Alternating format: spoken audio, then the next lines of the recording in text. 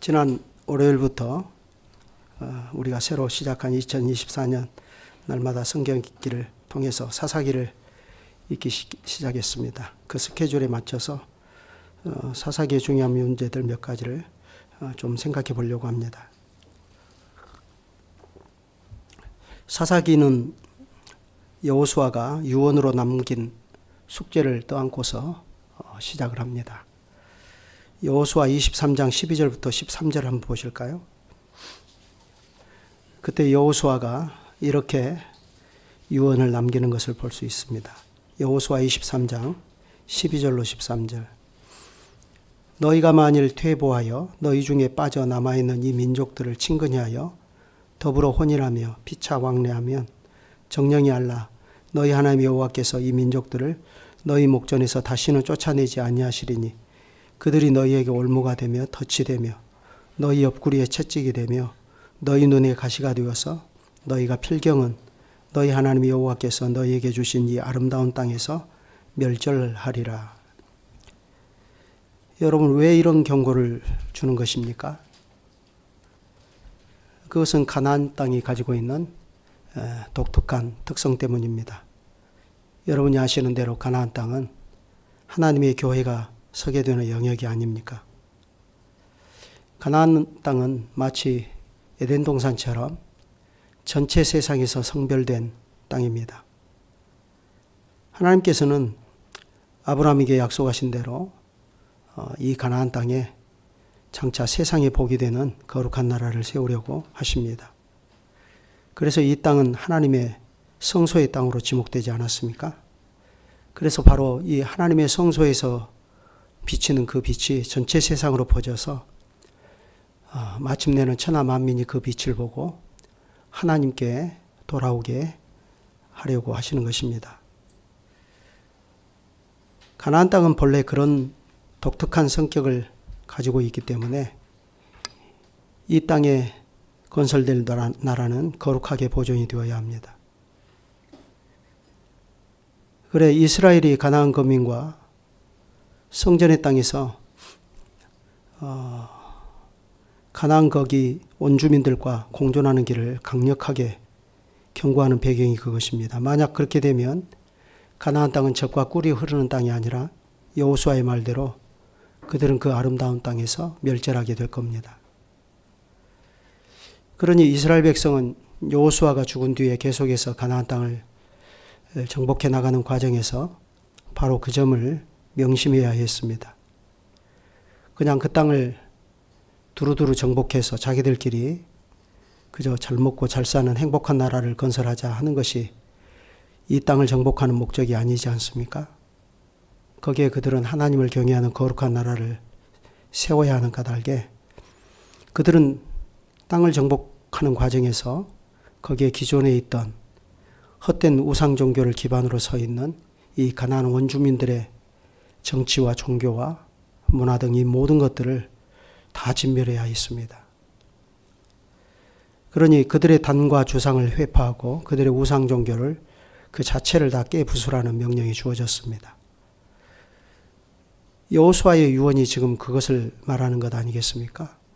그래서 백성들도 여호수아의 그러한 유언의 의미를 잘 명심하고 우리가 꼭 그대로 준행하겠습니다 하고 여호수아 24장 16절부터 18절 보면 그렇게 서약하는 것을 볼 수가 있습니다. 그래 그렇게 해서 여호수아의 그러한 유언으로 시작하는 것이 사사기 1장입니다. 그런데 당장 문제가 발생합니다. 그 문제가 무엇이겠습니까? 사사기 1장 1절부터가 당장 그 문제로 시작해요. 여호수아가 죽은 후에 이스라엘 자손이 여호와께 여쭈어 이르되 우리 가운데 누가 먼저 올라가서 가나안 족속과 싸우리이까.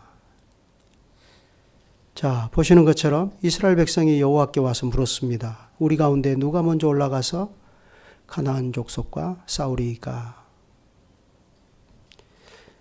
자, 우리가 이 말씀을 보면 당장 느낄 수 있는 게 뭐죠? 여호수아가 죽었고 이제 여호수아의 죽음을 애곡하는 날도 다 지났고 어느 정도 잘 쉬었어요. 그러니 이제 정복 전쟁을 다시 시작해야 합니다. 그런데 이 전쟁을 진두지휘할 리더가 없는 겁니다. 사실 이런 고민은 여호수아가 생존할 때는 하지 않아도 되는 고민 아니었습니까? 그렇지만 여호수아가 죽고 나서 하나님께서는 딱히 리더를 지목하지 않으셨습니다. 그 이유는 뭡니까? 땅을 정복하여 이스라엘 12지파, 레위지파 빼놓고 11지파에 48개 성읍의 레위지파 제사장들을 다 배치해서 하나님의 율법으로 온 나라가 다스림을 받도록 하셨기 때문에 그렇습니다. 하나님께서 직접 이 나라를 다스리실 시스템을 마련해 놓으신 거죠. 그럼에도 불구하고요, 사사기는 바로 이 점에서 이중적이라는 사실을 아셔야 됩니다. 하나님께서 직접 통치하실 것이니까 이제는 리더가 필요 없다, 이렇게 하신 게 아니에요. 여호와께서 분명히 이스라엘의 왕이십니다. 그럼에도 불구하고 현실적으로 당장 대두되는 문제가 누가 이 전쟁을 이끌 리더가 되어야 되느냐 하는 이 문제입니다. 그래서 사사기는 당장 1장 1절에서부터 이 리더십의 부재를 드러내면서 시작합니다. 그런 다음 사사기 맨 마지막 절이 어떻게 되죠? 21장 25절 찾아보십시다.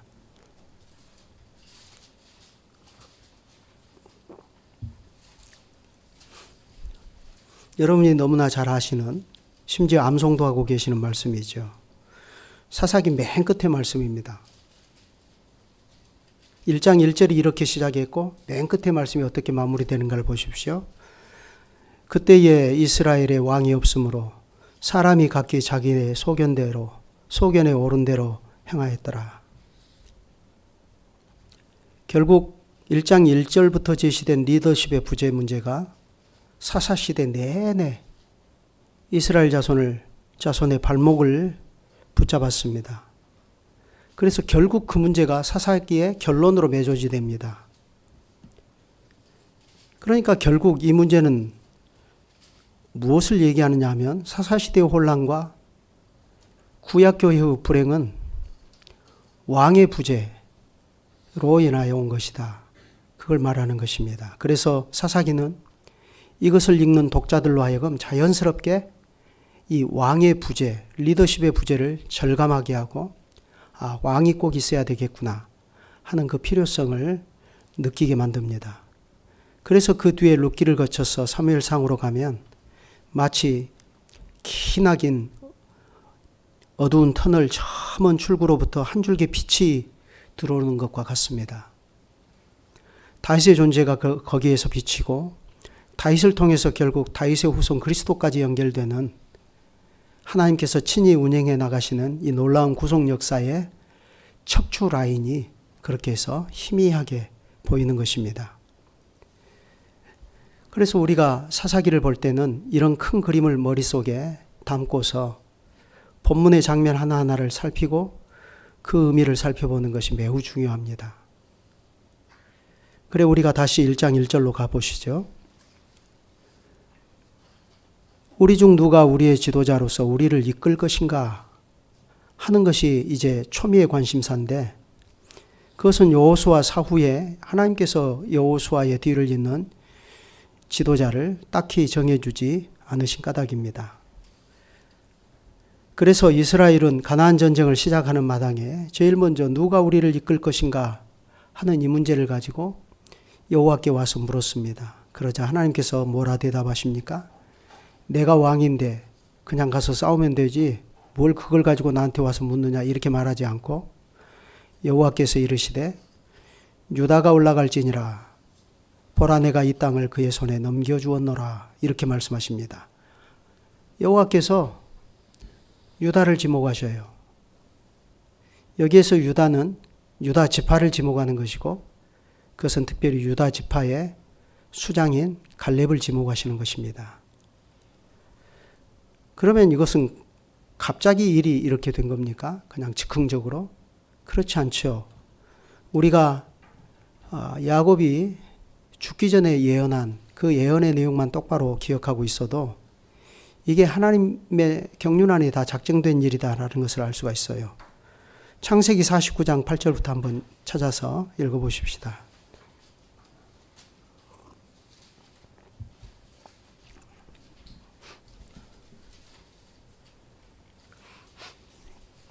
창세기 49장 8절부터입니다.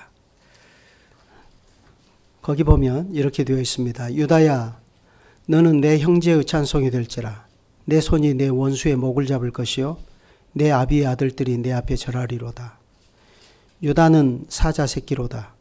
내 아들아, 너는 움킨 것을 찢고 올라갔도다. 그의 엎드리고 웅크림이 수사자 같고 암사자 같으니 누가 그를 범할 수 있으랴. 홀이 유다를 떠나지 아니하며 치리자의 지팡이가 그 발 사이에서 떠나지 아니하시기를 실로가 오시기까지 미치리니 그에게 모든 백성이 복종하리로다. 자, 야곱이 죽기 전에 자기의 12 아들들을 일일이 축복하면서 예언한 내용이죠. 이때 야곱은 유다를 이스라엘의 장래 왕으로 지목합니다. 지금은 비록 요셉이 이스라엘 백성을 지도하고 있고 보호하고 있죠. 그렇지만 앞으로는 이스라엘을 다스리는 치리자의 지팡이가 유다 지파로 옮겨갈 것을 예고하는 것이에요. 특별히 유다가 이스라엘의 원수의 목을 잡을 것이요 사자와 같이 그 움킨 것을 찢을 것이라 이렇게 말합니다. 이스라엘 백성의 강력한 대적들을 유다가 제압할 것이다. 그러니 내 아비의 아들들이 내 앞에 절하리로다. 이렇게 얘기합니다. 이스라엘 나머지 지파가 유다 지파에게 경배한다는 거죠. 그러므로 이스라엘의 왕권이 유다를 떠나지 않으며 치리자의 지팡이가 그 발 사이에서 떠나지 아니할 것이라 했습니다. 이것은 대대로 유다 지파에서 왕이 되물림될 것을 얘기합니다. 언제까지요? 실로가 오시기까지 그렇게 될 것이다. 이렇게 말합니다. 그러면 실로는 어떤 곳입니까? 여호수아가 여호와의 성막을 모셨던 그 장소이지 않습니까? 그러므로 실로가 오시기까지라는 이 말은 성전의 참 실체가 오시기까지 이 말입니다. 그리스도가 오시기까지 유다의 왕권이 폐하여지지 않을 것을 야곱이 그때 이미 예고한 것입니다. 따라서 이 말씀은 유다의 왕권이 그대로 유다의 뿌리에서 오신 예수 그리스도까지 이어진다는 말씀이죠. 그것이 결코 도중에 중단되거나 폐하여지는 일은 없을 것이다 하는 그런 말입니다. 그리고 우리가 이러한 배경을 이해할 때 여호수아가 죽고 나서 여호수아의 뒤를 이을 지도자를 지목하지 않고 오히려 유다 지파를 이스라엘의 지도적 위치로 부각시키신 하나님의 뜻이 어디에 있는가를 알 수 있습니다. 하나님께서는 유다 지파가 주도적인 위치에 서서 가나안 땅을 하나님의 성전으로 이루어가는 일을 책임지도록 하신 것입니다. 그리고 이어서 말씀하시기를 보라 내가 이 땅을 그의 손에 넘겨주었노라 이렇게 말씀하십니다. 유다 지파가 여호수아가 다 이루지 못한 가나안 땅 정복 사역을 완성하게 될 것이다. 그런 뜻입니다. 물론 그렇다고 해서 그것이 갈렙이 생존해 있을 때 당대에 이루어진다는 말씀은 아니죠. 오히려 당대에는 이 말씀을 이루지 못합니다. 다만 헤브론과 예루살렘이라는 중요 거점만을 당대에 취할 뿐입니다. 그러다가 내가 이 땅을 그의 손에 넘겨주었노라 하신 말씀의 진정한 실현은 다윗에 가서 온전히 이루어지지 않습니까?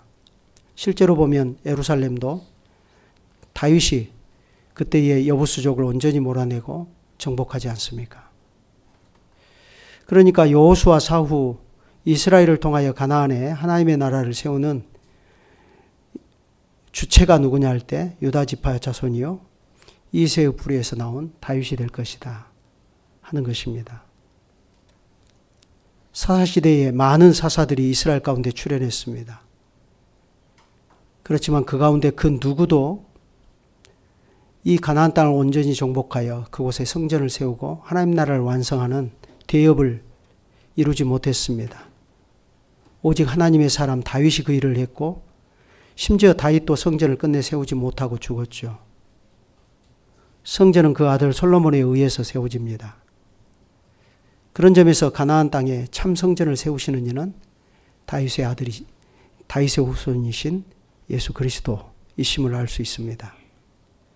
하나님께서 이스라엘 자손을 애굽에서 빼내시고 그들에게 가나안 땅을 주어 기업을 삼게 하신 출애굽의 진정한 목적은 예수 그리스도께서 십자가와 부활로 그리고 오순절의 교회를 예루살렘 한가운데 성신께서 임하게 하시는 방식으로 세우심으로써 출애굽의 목적이 온전히 실현되는 것입니다.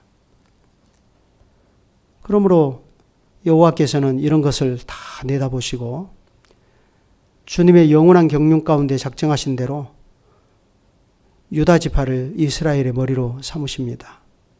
그리고 그 땅을 그의 손에 넘겨주겠다 하는 확약까지도 더불어 해 주십니다. 그런데 여러분이 사사기를 잘 읽어보시면요.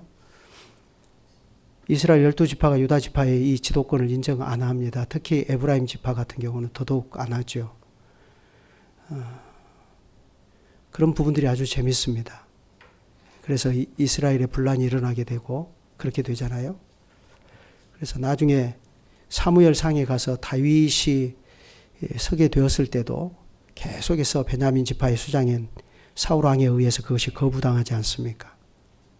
그렇지만 결국 하나님께서는 유다 지파에서 다윗을 세워 이스라엘의 사사시대의 혼란을 잠재우고 가나안 땅에 하나님 나라 세우는 일을 마무리하십니다. 이제 그런 뜻으로 하나님께서 유다 지파가 올라가라, 유다가 올라가라 이렇게 말씀하신 것인데 그렇게 해서 이제 다시 정복 사역이 본격적으로 시작된 것을 3절부터 보여줍니다. 유다 지파는 그 형제 시므온 지파와 함께 자기들이 제비 뽑아 기업으로 받은 땅을 채러 올라갑니다. 왜 하필 시므온 지파냐? 여호수아서를 읽어서 아시죠? 시므온 지파는 유다 지파가 기업으로 받은 땅이 많기 때문에 시므온 지파는 유다 지파 한가운데 자기들이 땅을 얻었어요. 그러니까 그런 면에서도 유다 지파와 시므온 지파가 협업을 했다 하는 것은 너무나 당연한 일입니다. 그리하여 4절부터 10절까지 유다 지파의 전쟁 기록을 비교적 거기 자세히 기록하고 있죠. 그런데 그 기록에서 우리가 좀 주목해 보아야 할 것이 있습니다. 6절부터 7절입니다. 아도니 베색이 도망하는지라 그를 쫓아가서 잡아 그의 엄지손가락과 엄지발가락을 자르매 아도니 베색이 이르되 옛적에 70명의 왕들이 그들의 엄지손가락과 엄지발가락이 잘리고 내 상 아래에서 먹을 것을 줍더니 하나님이 내가 행한 대로 내게 갚으심이로다 하니라. 무리가 그를 끌고 예루살렘에 이르렀더니 그가 거기서 죽었더라. 자, 그러면 왜 이 세세한 내용, 갑자기 이 6, 7절에 이 아도니 베세의 이 죽은 내용과 그가 자기 입으로 내뱉은 말이 여기에 기록이 되어 있을까요? 성경은 참으로 짤막짤막하게 기록이 돼야 되는데 이 아도니 베색이 한 이 말이 굳이 성경 한 대목을 차지하고 있을 필요가 있겠습니까? 그런데 사사기 기자는 이걸 여기에 기록해 두었거든요. 그러면 여기에는 어떤 의미가 있겠습니까? 그것은 가나안 원주민에 대한 하나님의 심판의 성격을 보여주는 것입니다. 여러분이 아시는 대로 하나님께서는 가나안 땅의 원주민들을 완전히 진멸하도록 하시지 않았습니까? 이건 오늘날 인본주의에 익숙해 있는 우리들의 개념에서 보면 납득할 수가 없어요. 지금도 이스라엘이 하마스를 공격하는 그 일이 국제사회의 비난이 되고 있지 않습니까? 근데 하물며 다 죽여라. 하나도 살려두지 말고 다 죽여라. 진멸을 해라. 한다면 이건 너무 심한 거 아닙니까? 그럼 왜 하나님께서는 이 가나안 땅의 원주민들을 철저히 이렇게 진멸하라고 하신 것입니까? 여러분, 하나님은 먼저요, 무죄한 피를 흘리시는 분이 아니라는 점을 아셔야 됩니다. 하나님은 죄가 없는데 죽이시는 법이 없어요. 가나안 원주민들은 아무런 죄도 없는데 단지 거기에 이스라엘 백성 집어넣어서 여기에 이제부터 내 교회 세워야 되겠다. 그러니 너희들 나가줘야 되겠다. 그래서 마치 재개발 지역에 그냥 가난한 사람들 내쫓아버리고 다 망치로 부숴버리는 망치 부대를 보내듯이 하나님께서 이스라엘 족속을 지금 가나안 땅 원주민들에게 그렇게 보내신 겁니까? 그렇게 오해하면 안 됩니다. 그럼 왜 무참하게 가나안 사람들을 다 진멸하라 하셨나? 그건 그들의 죄악 때문입니다. 그들의 죄 때문이에요. 그것은 창세기 15장을 우리가 생각해 보면 너무나 잘 알 수 있지 않습니까?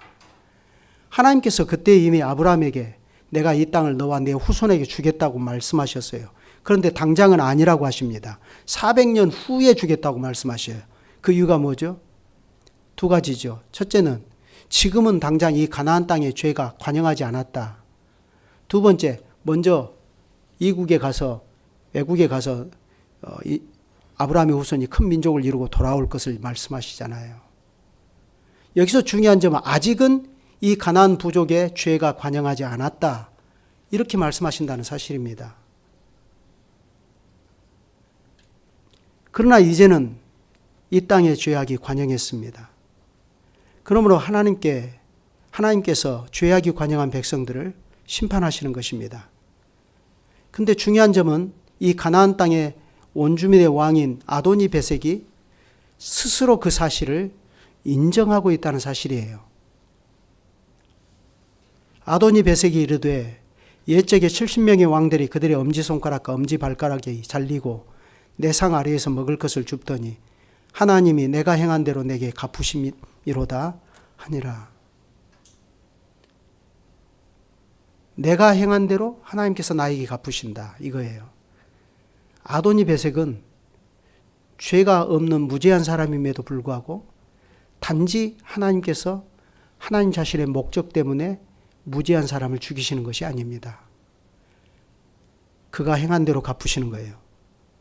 그러므로 이스라엘이 가나안 거민을 몰아내는 일은 무죄한 피를 흘리는 일이 결코 아닙니다. 그들의 죄에 대한 하나님의 심판인 것입니다. 이와 같이 아도니 베섹의 말을 인용해서 사사기 기자는 이 가나안 땅의 원주민에 대한 하나님의 심판이 공의로운 것이다 하는 것을 말합니다. 그리고서 그 뒤에 이어지는 8절로 10절에서는 당시 가나안 정복을 위한 유다 자손의 활약이 매우 두드러졌다 하는 것을 잘 보여줍니다.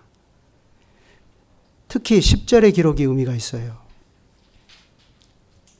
10절에 뭐라 있습니까? 유다가 또 가서 헤브론에 거주하는 가나안 족속을 쳐서 세세와 아이만과 달메를 죽였다 했습니다. 헤브론에 거주하는 가나안 족속 세세와 아이만과 달메. 여러분, 이들은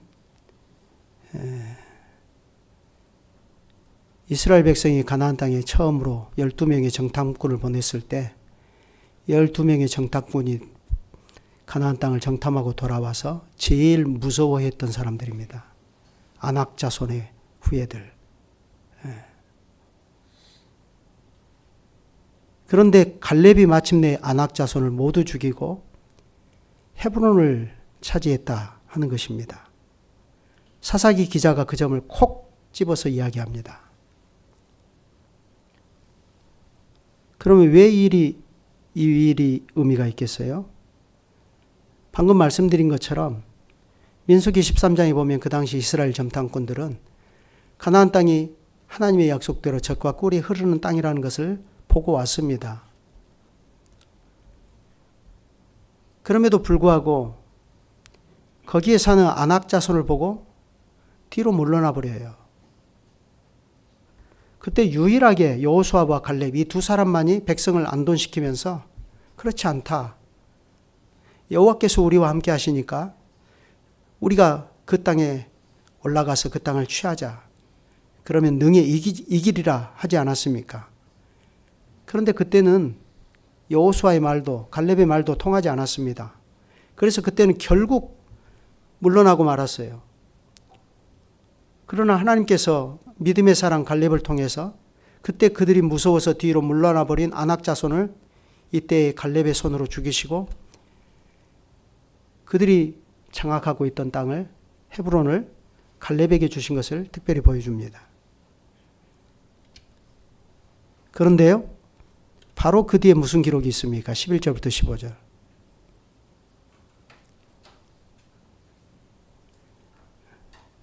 갈렙이 자기 사위 운니엘을 앞세워서 거기 드빌의 주민들을 쳤고 기럇 세벨이라 하는 그곳을 취하여 얻은 일을 기록하고 있습니다. 이게 무슨 얘기겠어요? 유다 지파의 전쟁을 진두지휘한 사람은 지금까지 갈렙이었습니다. 이 갈렙의 행적은 여호수아처럼 두드러지지는 않지만요. 여호수아 사후에 갈렙이 유다 지파의 우두머리로서 가나안 전쟁을 주도한 것은 하나님께서 믿음의 사람을 쓰셨다는 반증 아닙니까? 그런데 이제 갈렙이 나이가 매우 많아 늙었습니다. 그래서 더 이상 이 고된 전쟁을 직접 진두지휘할 수가 없어요. 그러자 그는 자기 딸 악사를 걸고서 갈렙의 아우 그나스의 아들 운니엘을 앞세워 드빌의 주민들을 치고 그 땅을 점령합니다. 이 사건을 계기로 해서 자연스럽게 유다 지파의 리더십이 이제 늙고 힘이 떨어진 갈렙에게서 젊고 건강한 운니엘로 이렇게 리더십이 옮겨갑니다. 그래서 대를 이어가면서 유다가 정복 전쟁을 믿음으로 수행한 것을 보여줘요. 그러니까 11절부터 15절은 마치 그 그림이 무엇과 같냐면은 갈렙의 은퇴식과 같습니다. 그런데 갈렙의 은퇴식 바로 앞에 10절에 뭐라고 했어요? 이스라엘 자손이 아낙 자손이 두려워서 뒤로 물러나 버렸는데 무서워서 뒤로 물러나 버린 그 아낙 자손을 갈렙이 쳐서 죽이고 헤브론을 차지했다는 이야기를 훈장처럼 갈렙에게 달아주십니다.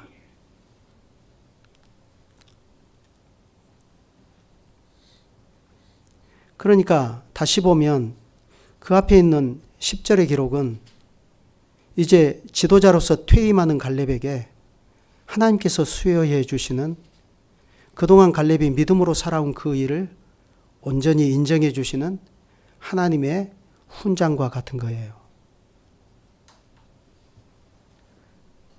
여러분, 그건 우리도 마찬가지입니다.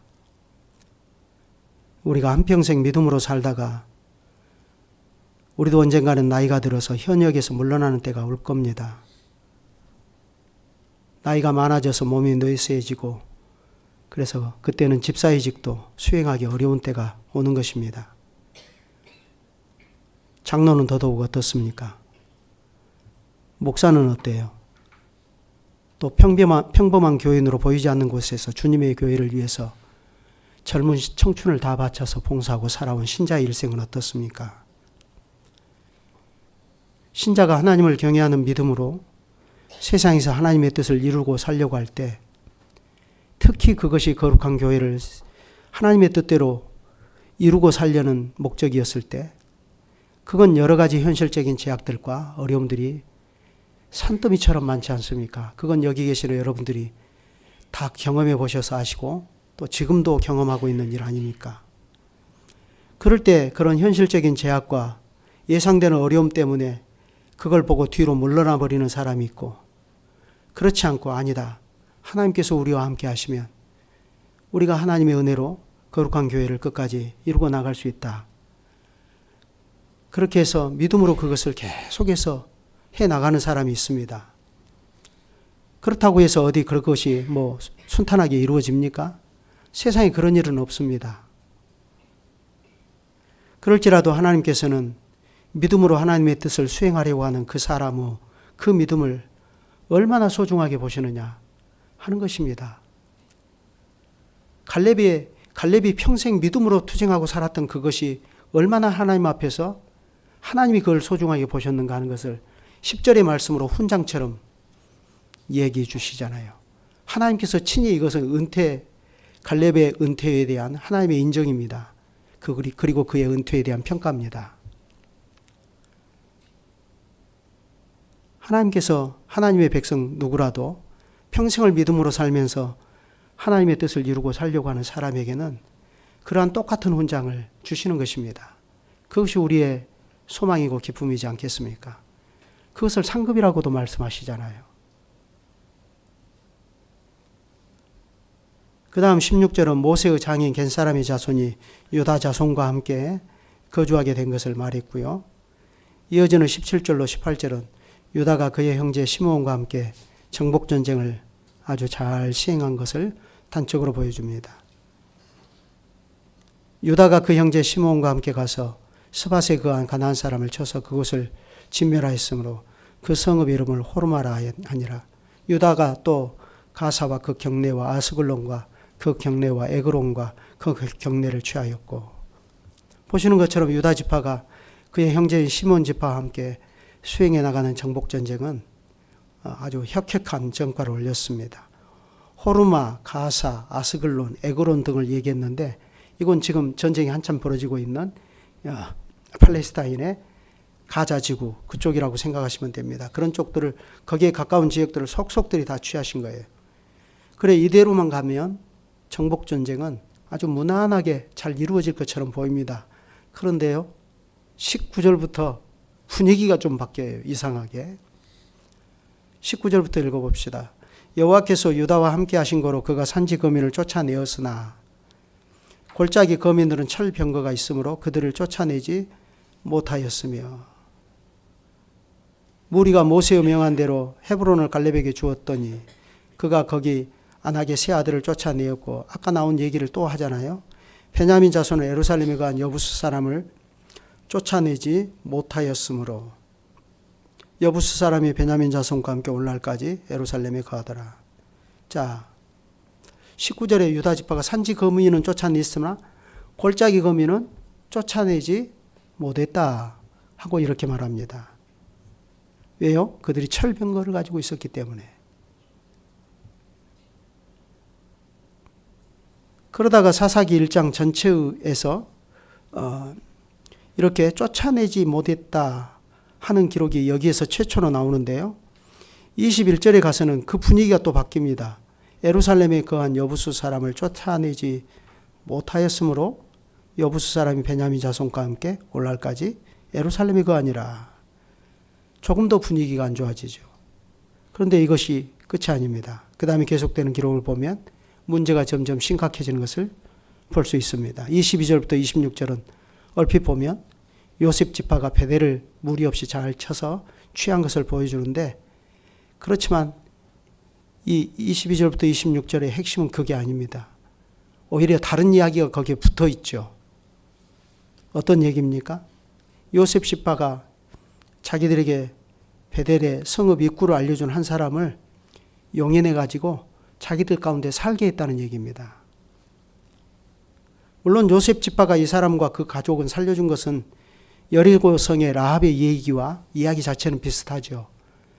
그런데 사실 따지고 보면 이 얘기가 완전히 다른 얘기입니다. 라합은 여호와 하나님에 대한 믿음을 고백하고 이스라엘로 기위에 들어왔잖아요. 근데 이 사람은 단지 그런 믿음의 문제는 전혀 없어요. 심지어 이 사람의 이름도 없습니다.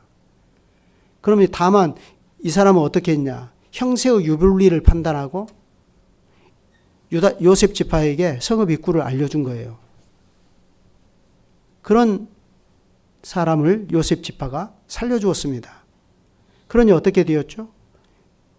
베델의 그 사람과 그 가족이 루스라는 가나안 이름을 여전히 사용하면서 여전히 가나안 문화를 담고 루스라는 그 성에 살도록 허용해 버렸다는 겁니다. 베델은 정복했어요. 그러나 가나안 사람이 자기들 가운데서 성을 건설하고 거기서 자기들의 문화를 계속 유지해 가면서 살도록 허용했다. 이게 문제입니다. 지금 이걸 말하려고 하는 거예요. 그래서 가나안 정복 전쟁이 정복보다는 가나안 사람들과 함께 동거하는 대로 무게중심이 점점 옮겨지고 있다 하는 것을 보여줍니다. 그런데 그 문제가 27절 이하로 가면 더 심각해집니다. 27절부터 보시죠. 므낫세가 베스안과 그에 딸린 마을들의 주민과 다낙과 그에 딸린 마을들의 주민과 돌과 그에 딸린 마을들의 주민과 이블르함과 그에 딸린 마을들의 주민과 무깃도와 그에 딸린 마을들의 주민들을 쫓아내지 못하며 여기도 쫓아내지 못했다 그랬죠. 가나안 족속이 결심하고 그 땅에 거주하였더니 이스라엘이 강성한 후에야 가나안 족속에게 노역을 시켰고 다 쫓아내지 아니하였더라. 처음에는 힘이 붙여서 쫓아내지 못했는데 나중에는 힘을 가졌음에도 불구하고 이번에는 일부러 안 쫓아낸 거예요. 그 사람들을 노예로 잡아서 노역을 시켰다. 이건 경제적인 이익을 위해서 그렇게 한 거죠. 자기들의 생활의 편리를 위해서. 그래서 일부러 쫓아내지 않고 노역을 시켰다. 이겁니다. 쫓아내는 것보다는 데리고 있으면서 노동력을 착취하는 것이 훨씬 유익이겠다. 그래서 안 쫓아낸 겁니다. 과거 애굽에서 이스라엘 백성이 노역을 하지 않았습니까? 그처럼 이제는 입장을 역전시켜서 자기들이 주인 노릇하고 가나안 원주민들을 노역을 시킨 거죠. 그래 이 내용을 보면 위에서 베냐민 자손은 힘이 없어서 쫓아내지 못하고 그러다가 그들과 함께 사는 처지가 되었는데 여기 므낫세 지파는 힘이 있음에도 불구하고 쫓아내지 않고 사역을 시키면서 데리고 있었다. 점점 더 문제가 심각해지는 것을 볼 수 있습니다. 이건 비단 므낫세 지파만의 문제가 아니죠. 그 다음에 이어지는 에브라임 지파, 스불론 지파, 아셀 지파, 납달리 지파 등이 다 문제가 똑같습니다. 그러면서 문제가 점점 심각해져요. 특별히 31절을 보면 아셀 지파의 경우를 콕 집어서 얘기합니다. 아셀이 악고 주민과 시돈 주민과 알랍과 악십과 헬바와와 아빅과 르홉 주민을 쫓아내지 못하고 아셀 족속이 그 땅의 주민 가나안 족속 가운데 거주하였으니 이는 그들을 쫓아내지 못하임이었더라. 자, 이것은 상황이 이제 반대로 되는 거죠. 처음에는 이스라엘 백성이 가나안 땅을 쫓아내지 못했다가 쫓아낼 힘이 있어도 그들을 쫓아내지 않고 가나안 주민이 자기들 가운데 살도록 허용해 주는 거죠. 근데 여기서는 거꾸로 됐어요. 아셀 지파가 가나안 족속을 쫓아내지 못하고 가나안 족속 안에 들어가서 그냥 같이 공존하고 살게 되는 거죠. 입장이 완전히 정반대가 된 겁니다. 그러다가 34절을 보면 상황이 더 나빠집니다. 단지파의 얘기인데요. 어떻게 더 나빠집니까? 아모리 족속이 단 자손을 산지로 몰아넣고 골짜기에 내려오기를 용납하지 아니하였으며 아모리 족속은 가나안 원주민들 아닙니까? 그들이 단지파를 압박해가지고 하나님께서 이 아모리 족속의 지경을 단지파에게 주셨는데 단지파는 그걸 차지하기는커녕 오히려 아모리 족속에게 쫓겨가지고 산으로 쫓겨가서 산에서 살게 된 거예요. 그리고 평지로 내려오지 못하게 딱 막아버린 겁니다. 그러니까 이건 어떻게 된 거죠? 쫓아내야 할 사람이 쫓겨난 것을 이야기합니다. 그만큼 갈수록 정복사역은 미진하게 되는 겁니다. 그런데 나중에 요셉 지파가 힘이 생겨서 아모리 사람을 쫓아내게 되었을 때 이때도 마찬가지입니다. 요셉 지파가 아모리인들을 다 몰아내지 않고 그들에게 노역을 시켰다. 쫓아낼 수 있었지만 쫓아내지 않고 현실적인 유익을 위해서 쫓아내지 않고 노역을 시켰다 하는 것이 사사기 1장의 마지막 기록입니다. 이걸 보면 사사기 1장에서 초두에 나오는 활발한 정복 사역과는 대조적으로 사사기 1장의 후반으로 가면 갈수록 정복 사역이 미진하고 그 상황이 악화되는 것을 볼 수가 있습니다. 분명히 타협하지 말며 화친하지 말라 하는 엄중한 말씀이 있었음에도 불구하고 그들은 자기들끼리 서로 화친하고 친하게 지내는 길을 택하고 나갔습니다. 사익을 지키고 노동력을 얻는다는 경제적인 그러한 유익을 위해서 그렇게 한 거죠. 그들은 그러한 방식으로 하나님께서 경계하신 가나안 주민만 아니라 그들의 종교와 문화도 하나님을 섬기는 교회 안에 그냥 기생하도록 방치하고 나갔습니다.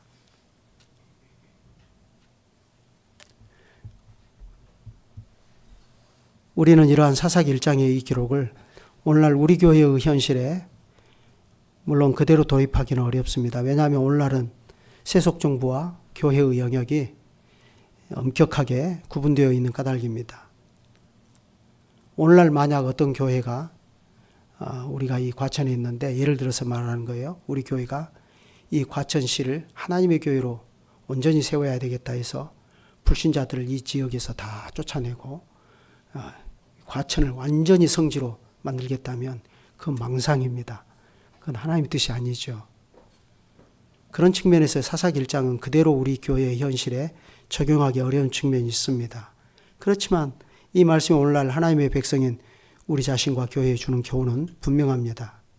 그건 교회가 뭐냐 하는 교회의 정체성과 관련된 겁니다. 교회는 하나님을 섬기기 위해서 나온 특별한 사회입니다. 이 세상에서 우리는 삼위일체 하나님만을 섬긴다 하고 그 사실을 전면에 내세우고 나온 공동체는 교회밖에 없어요. 그것은 그대로 교회가 치르는 영적 전쟁의 정체성이기도 합니다. 교회는 하나님의 교회를 거룩히 보존하기 위하여 교회 안에 남아있는 죄악의 요소들이나 혹은 교회 안으로 들어올 위험이 있는 세속적인 것들을 계속해서 물리치고 몰아내는 싸움을 하는 것입니다. 그것은 신자 개인의 일이기도 하지 않습니까? 신자가 세상과 하나님 사이에서 치러야 할 가장 중요한 전쟁은 무엇보다도 자기 자신 안에 있는 죄악의 요소들을 몰아내는 것입니다. 그럴 때 그 죄악의 요소라고 했을 때 그게 단지 도덕적인 죄만을 말하겠습니까? 오히려 성경이 더 강조하는 것은 옛사람입니다. 혹은 육체의 소욕이라고 하는 것입니다. 그러니까 이것은 아주 총체적인 죄악을 말합니다. 그것은 음행과 더러운 것과 호색과 우상숭배와 술수와 온수를 맺는 것과 분쟁과 시기와 분냄과 당짓는 것과 불리함과 이단과 투기와 술취함과 방탕함과 또 그와 같은 것이라고 바울이 갈라디아서 5장 19절 이하에서 분명하게 말하지 않습니까? 성경이 음행의 죄악을 말했을 때 그것은 그 당사자만 아니라 그러한 음행의 죄는 반드시 교회에도 악영향을 끼치게 됩니다. 우리가 고린도전서 5장을 통해서 보더라도 너무나 잘 알 수 있지 않습니까? 우상숭배도 마찬가지입니다. 그런 일이 교회 안에 있음으로 해서 교회 전체가 해를 입습니다. 요행이나 운수를 바라는 일이나 우상정신으로 교회에 와서 복음을 들으려고 하는 사람들이 그 교회 안에 많아지면 많아질수록 그 교회는 하나님의 교회로서의 정체성과 기능도 잃게 되는 것입니다. 그래서 복음이 아주 순수하게 전해지는 게 그렇게 중요한 거예요. 또 술수와 온수를 맺는 일과 분쟁과 시기와 분냄과 당을 짓는 일은 어떻습니까? 이런 일이 교회 안에서 발생하면 교회의 일체성은 곧바로 깨져버립니다. 그래서 하나님의 나라에서는 시기와 분쟁을 큰 죄악으로 취급해요. 사도 바울도 이런 일을 하는 자들은 하나님의 나라를 유업으로 받지 못할 것이라 하고 엄중히 경고합니다. 갈라디아서 5장 21절입니다. 그러므로 하나님의 교회는 이런 일들을 일체 미워해야 되고 그러한 것들이 교회 안에 발을 붙이지 못하도록 해야 됩니다. 근데 우리가 다 경험해 보아서 알지만 그것이 어디 쉽습니까? 현실적으로 굉장히 어려운 일이에요. 현실과 타협하려는 끝없는 욕구들이 있고 또 복음을 바로 전하면서도 대중의 인기도 함께 잡으려고 하는, 그래서 그것 때문에 교회의 본질과 관련된 어떤 부분에서는 타협하고 양보하려는 것이 어느 시대 어느 교회든지 다 가지고 있는 문제입니다. 그래서 저는 개인적으로 그걸 하이브리드 처치라고 얘기하는데 개혁교회를 표방하면서 열린 예배를 합니다. 말씀을 바르게 전하는데 예배는 열린 예배를 드려요. 그것을 하나님께서 과연 옳다 인정해 주시겠나? 저는 그런 의문이 듭니다.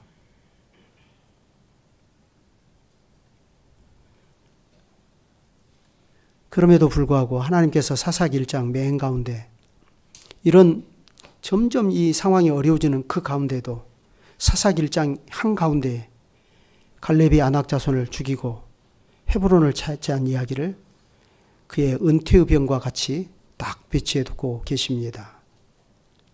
그것은 결국 믿음이 이긴다는 것을 보여줍니다.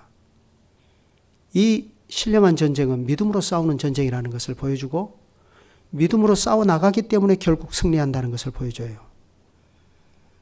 하나님께서는 갈렙과 같은 믿음의 사람들이 하나님의 언약을 믿는 믿음으로 행한 그것을 옳다고 인정해 주십니다. 결국 우리의 일생에 걸친 신앙의 싸움도 바로 여기에 있다는 것을 사사기 1장은 우리에게 웅변처럼 교훈하고 있는 것입니다. 다 같이 기도하시죠.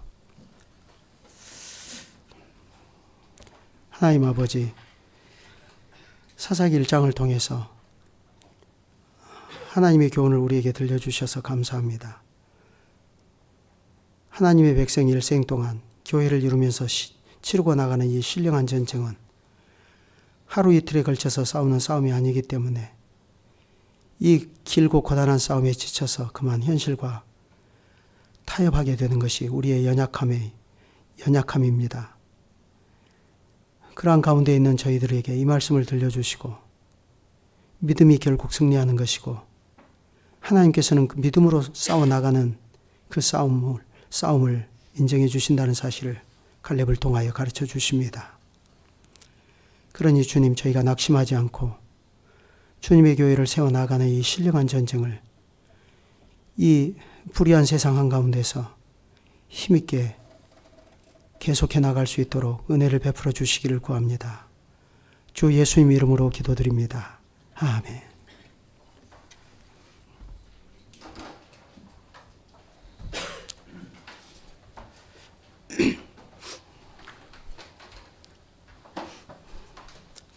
찬송 446장입니다.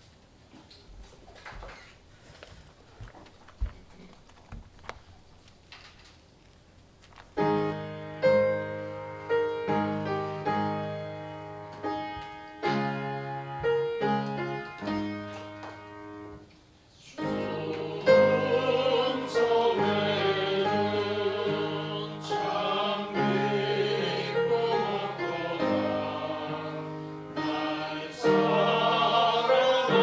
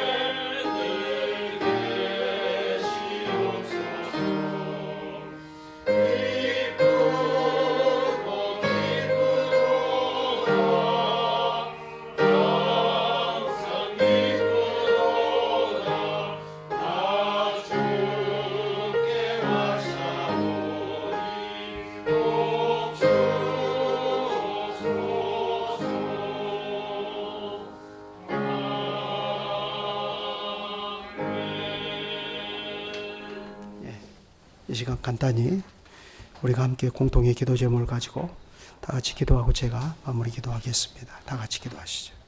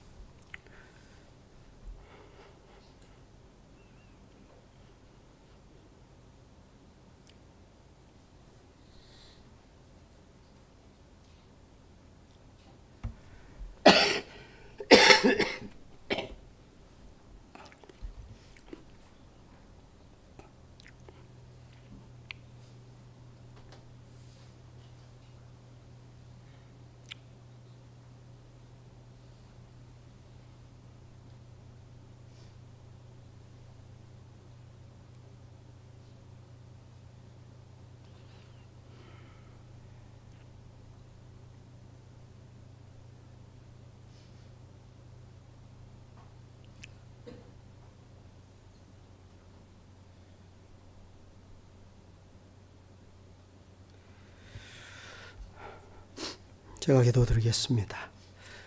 거룩하신 주님, 저희를 이곳에 주님을 경유하는 교회로 세워주시고 이제도 저희가 교회의 정체성을 어떻게 이곳에 잘 정착시키며 거룩한 교회로 서나가야 할 것인가 하는 것을 오늘도 가르쳐 주시니 감사를 드립니다. 이렇게 주님만을 오롯이 세상 한가운데 경외하는 교회로 서나갈 수 있도록 꼭 저희에게 필요한 것이 무엇인가를 저희가 생각하게 됩니다. 이곳에서 주님의 말씀이 순수한 복음의 강설로 다 전파되게 하여 주시고 회중이 그것을 기쁜 마음으로 온전하게 잘 받아나갈 수 있게 하여 주시옵소서. 말씀하시는 하나님께서 기쁘게 하나님의 말씀을 받고 아멘으로 화답하면서 자기의 생활 속에서 소명을 이루는 삶의 과정으로 그 말씀을 순종하고 살아가는 이 회중을 늘 주일마다 만나 주시기를 간절히 구합니다. 그래야 세상이 볼 때는 이 교회가 아주 조그마한 교회예요. 너무나 작기 때문에 세상이 무시해버려도 될 것 같지만 그러나 하나님께서 이곳이 내 교회다, 여기가 내 집이다 하고 인정하실 만한 거룩한 교회로 저희가 교회 속에서 서나갈 수 있도록 하여 주시기를 구합니다. 이것을 위하여서 저희에게 꼭 필요한 형편과 환경들도 허락하여 주시기를 구합니다. 무엇보다도 교우들의 몸이 시간이 갈수록 연로해지고 있사오니 주께서 강건함을 주시옵소서. 병이 약한 교우들을 주께서 치료하여 주시고 강건하게 속히 회복시켜 주셔서 교회에서 자기 위치와 자리를 잘 붙잡고 나갈 수 있도록 하여 주시기를 구합니다. 그리하여 이 교회가 그리스도의 몸답게 어느 한쪽도 빈 구석이 없이 강건하게 하나님을 함께 섬기며 서나갈 수 있도록 복을 주시옵소서. 또 그것이 우리들의 생업에 관련된 것들이라면 하나님께서 생업의 일들도 복을 주셔서 과연 잘 이루어질 수 있도록 하여 주시고 허락하여 주신 그 좋은 선물들을 주님의 몸된 교회와 하나님의 사업을 위해서 아낌없이 다 드리면서 하나님을 섬기며 살아갈 수 있도록 저희에게 복을 내려주시기를 구합니다. 교회는 계속해서 주님 오시는 날까지 믿음의 계대가 이어져 가야 되겠사오니 이곳에서 자라난 아이들과 청소년들과 청년들에게 복을 주시옵소서. 무엇보다도 그들에게 삼위일체 하나님을 즐거워하는 믿음이 있고 그리스도만을 유일한 구세주로 고백하고 주님으로 고백하면서 자기의 생을 다 드려서 그리스도를 붙쫓아 순종하는 자들로 살아가는 것이 이 아이들의 인격 속에서 잘 나타날 수 있도록 하여 주시기를 구합니다. 그래야 이 아이들이 진학을 할 때도 직장에 취업을 할 때도 또 혼인을 할 때도 그리스도를 위한 것들이 되게 하여 주시고 그것이 아이들의 인격 속에서 자발적으로 잘 발생되므로 이 교회의 후대가 더욱 주님의 복주심 아래에서 기대할 만할 수 있도록 하여 주시옵소서. 주님께서는 또 이 교회에 머물다가 이 교회로부터 벗어나 있는 청년들도 잘 아십니다. 그들도 주님께서 할 수만 있으면 속히 회복하여 주시옵소서. 그들의 영적인 방황을 속히 끝내주시고 하나님은 살아계시고 살아계신 하나님께서 독생자 예수 그리스도를 보내셔서 죄인들을 구원하여 주시고 하나님의 자녀들로 삼으시며 하나님 나라의 세계에 들어와서 의미 있게 인생을 살게 하실 뿐만 아니라 영생을 약속해 주셨다는 사실을 다시 확인할 수 있도록 하여 주시고 그 믿음을 회복하여서 주님의 교회로 이 아이들이 돌아오는 은혜를 저희가 속히 누릴 수 있도록 하여 주시옵소서. 그 일들을 위하여 부모들이 기도하고 있사오니 어거스틴의 어머니 모니카의 기도를 기억하시고 들어주신 주님께서 통일한 은혜를 이제도 우리에게 허락하여 주시기를 간절히 구합니다. 교회를 위하여 세워주신 목사와 장로와 집사들이 성심껏 주님의 교회를 주님의 교회로 알고 겸손하게 섬기며 봉사할 수 있게 하여 주시고 우리들의 이 작은 섬김과 봉사로 말미암아 주님의 교회가 사랑으로 서로 연합하여서 협력하면서 힘있게 하나님이 거하시는 저소로 세워져 나가는 복을 누리게 하여 주시고 무엇보다도 이 교회에서 베풀어지는 하나님의 말씀이 힘있게 설교되므로 그 말씀으로 말미암아 가르침을 받고 그래서 이 교회의 성례가 더욱 풍요로워지며 그래서 이 교회의 교제가 성도의 교제가 더욱 풍부해지게 하여 주시옵소서. 그리하여 이 교회가 주님을 경외함과 성신의 위로로 진행하여 수가 더 많아지는 복을 누리게 하여 주시기를 간절히 구합니다. 지금의 국제 정세를 돌아보면 심히 불안하고 보수 정권이 들어선 이후로 대한민국의 전쟁의 위험도가 높아가고 있사옵니다. 주님께서 이런 저희들의 형편을 두루두루 살펴주시옵소서. 전 세계가 갈수록 극단적인 대결 구도로 나아가고 있고 남북한의 형편이 그렇고 또 우리 주변의 국제 정세가 그렇사오니 주께서 이러한 국제 정세를 평탄케 하여 주시기를 구합니다. 그래야 지금도 전쟁의 참화 속에 있는 우크라이나나 이스라엘과 하마스 전쟁 속에서도 주님의 백성들은 고통을 당하고 있사오니 그들도 돌아봐 주시옵소서. 주님께서 동남아와 또 여러 전 세계적으로 뻗어 있는 개혁교회들을 돌아봐 주시고 흩어진 나그네들로서 그들의 삶이 늘 외롭지 않도록 주님께서 우리를 하나의 연대로 모아주시고 그래서 서로 교통하는 가운데 저희가 서로 격려하며 하나의 교회를 힘있게 피차 이루고서 나가도록 복을 주시옵소서. 늦은 밤 돌아가는 길도 주께서 저희의 길을 평안하게 인도하여 주시기를 구합니다. 주 예수님 이름으로 기도드립니다. 아멘.